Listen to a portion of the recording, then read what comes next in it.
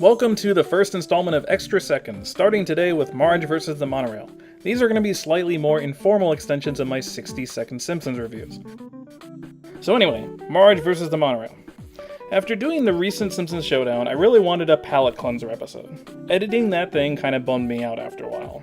But I also felt like I accidentally implied that wacky Simpsons are inherently bad, so I wanted to explore what a good wacky episode is, and what makes it tick. The Magica, in the comments, had a good question about it, whether or not it comes down to whether or not they're funny. I feel like the dirty little secret about some of the funniest Simpsons episodes is that the actual plot, when it comes down to it, is really simple.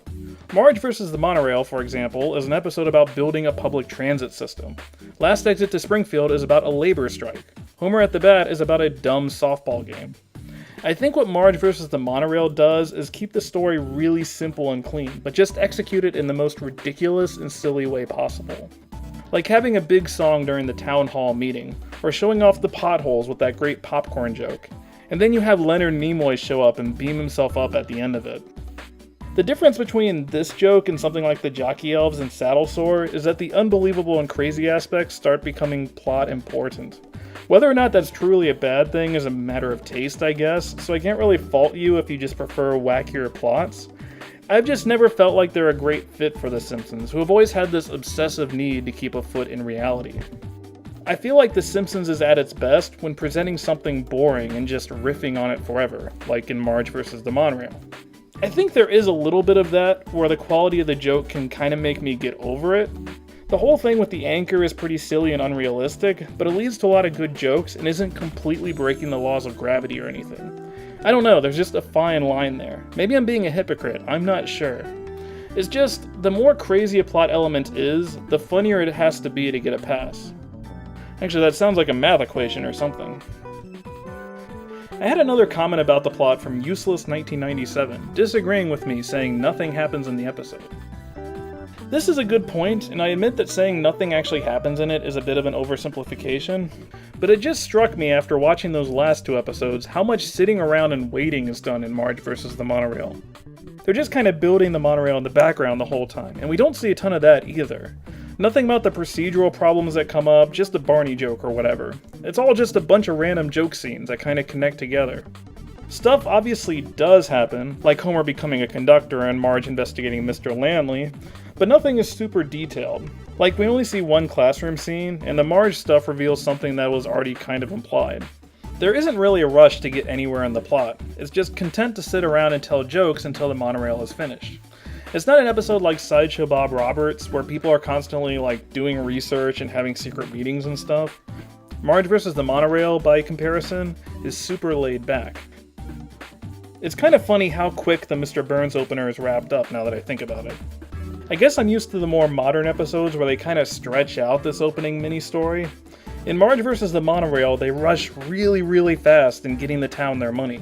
But then when they get there, they don't actually have a lot of story left to get through. I didn't re-listen to the commentary, but I remember them talking about how this episode went short. You can really tell. You can tell where the padding is, like recycling the Truckosaurus footage with a new voiceover. And I love how they cycle the voices in Marge's head 2 times, and then leave Homer's head on the screen sitting there for 2 seconds. I laugh at that every single time. It is so desperate in hitting its running time.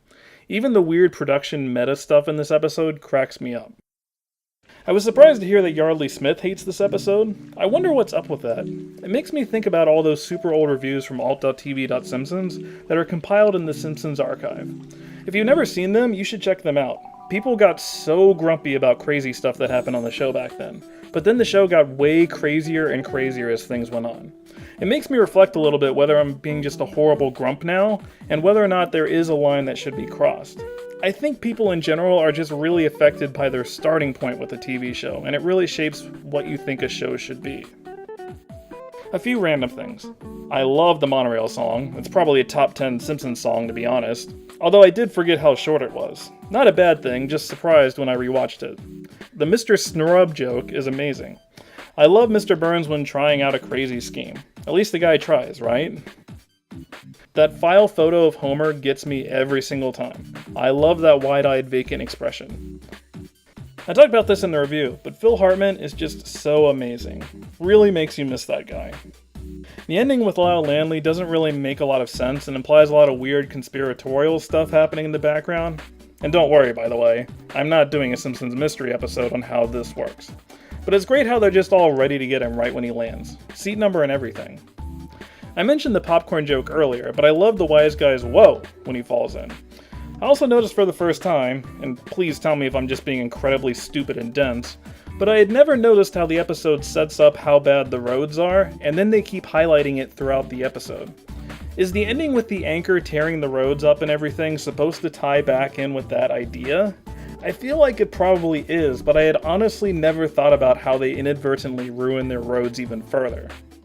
So maybe something does actually happen in the episode. You win, internet. I don't really have a good ending or stopping point to this video, so I'm just going to end things here. Overall, Marge vs. the Monorail really did live up to its reputation upon rewatch, and deserves every amount of respect that it gets. I don't care what Yardley Smith says, this episode is awesome. You know what? She's just mad that her character was suckered so easily by Lyle Landley.